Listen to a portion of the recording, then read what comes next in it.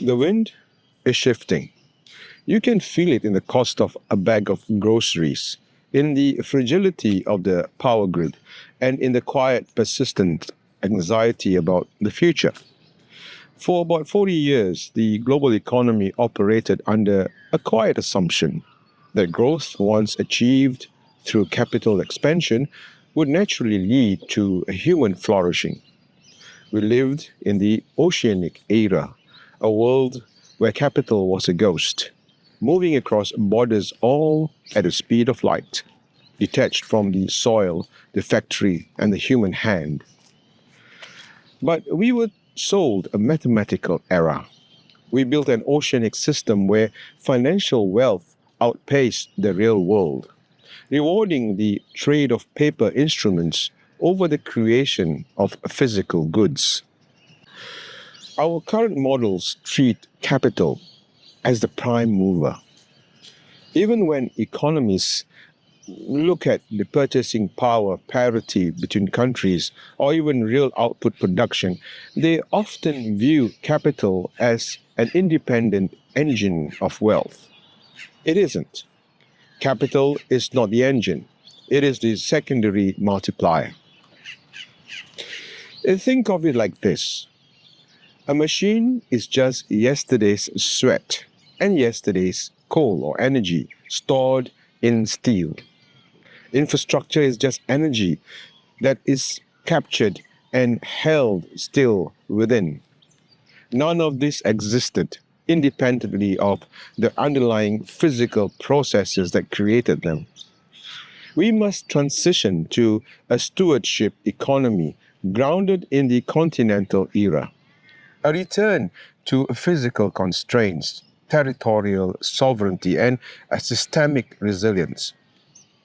This requires a new formula for the true sustenance. The physical foundation function is all output relying fundamentally on three variables: resources, labor, and energy. These are irreducible pillars of reality. The capital multiplier, which is the dependent tool on the whole equation, it amplifies the power of the foundation, like, for instance, irrigation helping a farmer, but it cannot substitute for the foundation itself. And then we have the ethical filter. We apply an ethical coefficient within it, between 0 and 1. If production relies on exploitative labor, a social degradation, that growth is civilizational loss and must be discounted by that coefficient. The resource debt, and we need to include, which subtracts from the whole equation the ecological cost. The exhaustion of soil, water, and air must be paid for in the present, not deferred for a future who cannot afford it. So economists today are afraid to discipline capital because they see it as a sovereign right. But as we enter an era defined by physical limits, survival depends on how faithfully we manage the trust placed in our hands. In the Islamic tradition, we call this Amanah, or trust. The holder of wealth is not a sovereign owner, but a custodian accountable for how the capital serves the public interests, or maslahah in this case. Capital is legitimate only when it builds resilient infrastructure and protects the environment and provides a dignified employment. We are already seeing this shift. From the ASEAN network of distributed production to the Gulf economies pivoting towards localized manufacturing, nations are discovering that extended supply chains are a liability.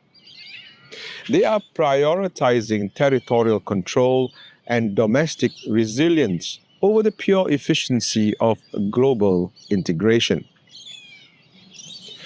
Then the question for all of us is no longer how fast we can grow, but how faithfully we can sustain.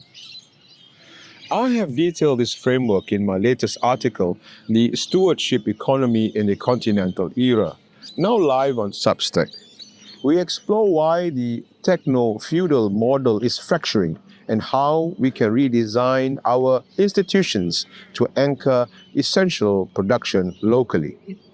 The road ahead is steep, but if we anchor our lives in real production and moral order, we don't need to see the whole path. We just need to keep the faith.